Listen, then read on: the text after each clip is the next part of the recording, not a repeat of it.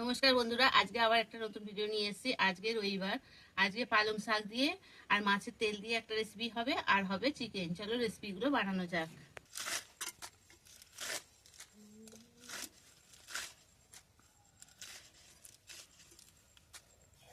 শাকটা কাটা হয়ে গেছে আমার, এবার শাকটাকে আমি ভালো করে ধুয়ে আনবো।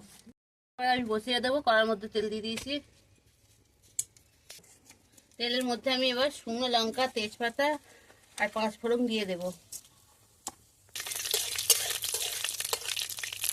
এর মধ্যে এবার আলুগুলো আমি দিয়ে ভেজে নেব। সিমগুলোও দিয়ে দেবো এর মধ্যে।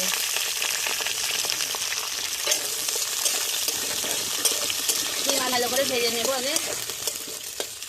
এবার এর মধ্যে আমি মাছের তেলটা দিয়ে দেবো।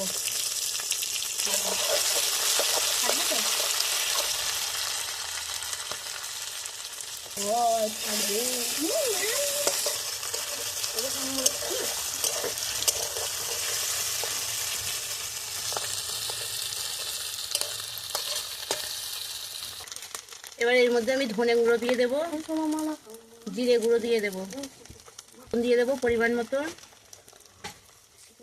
হলুদ দিয়ে দেবো, দিয়ে এটা আমি এবার ভালো করে আরেকটু ভেজে নেব। এবার এর মধ্যে আমি শাকগুলো দিয়ে দেবো।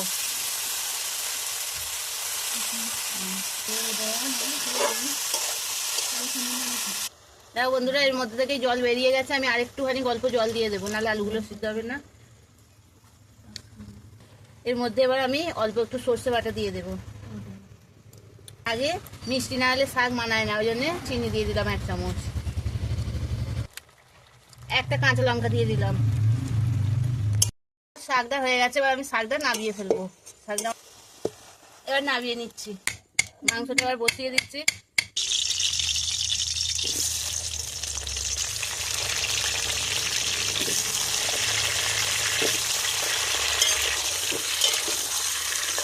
দেখো বন্ধুরা, আলুটা এদিকে আমার ভাজা হচ্ছে, আমি এদিকে আদা রসুনটাও বাটনাটা বাড়ছি ততক্ষণ।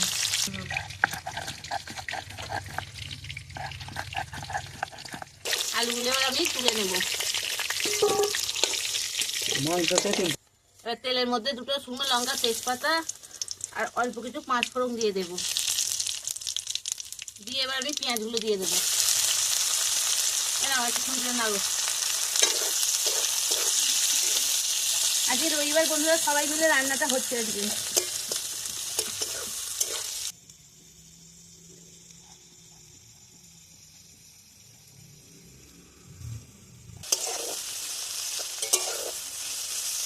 পেঁয়াজটা মশলা বাটাটা আমি দিয়ে দেব।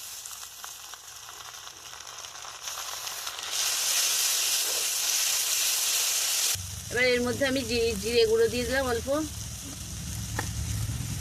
ধনে গুঁড়ো, হলুদ গুঁড়ো, লবণ, স্বাদ মতন একটু মিষ্টি, টমেটো গুলো দিয়ে দিলাম। এর মধ্যে এবার কাঁচা লঙ্কাগুলো দিয়ে দেবো। এবার আমি মাংসটাও দিয়ে দেবো।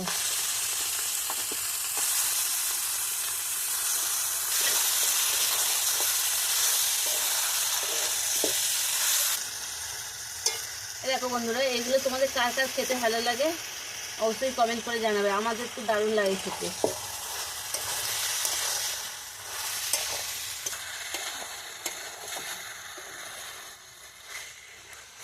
জলটা দিয়ে দেবো এর মধ্যে।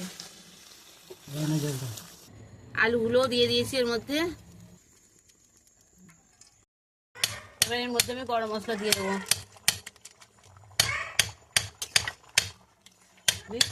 এবার ধনে পাতা দিয়ে দেবো এর মধ্যে। দেখো বন্ধুরা, আজকে রবিবারের দুটো মেনু তোমাদের কিরকম লাগলো তোমরা অবশ্যই কমেন্ট করে জানাবে। পাশে থেকো, সাবস্ক্রাইব করো, কমেন্ট করো। আমিও তোমাদের পাশে আছি, তোমরাও আমার পাশে থেকো। পুরো ভিডিওটা দেখার জন্য তোমাদের ধন্যবাদ। টাটা।